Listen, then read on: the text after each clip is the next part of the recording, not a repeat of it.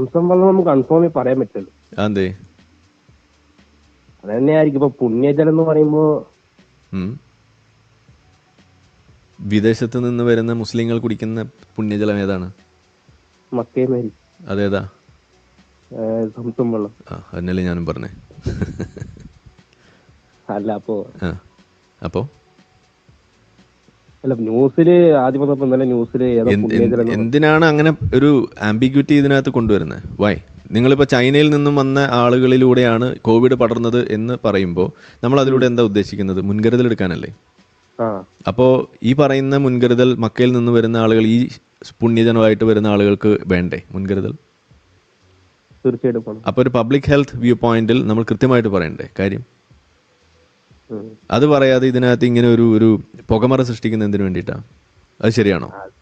അത് ശരിയല്ല. അപ്പോൾ പബ്ലിക് ഹെൽത്ത് വ്യൂ പോയിന്റിൽ അത് തെറ്റല്ലേ? തീർച്ചയായിട്ടും.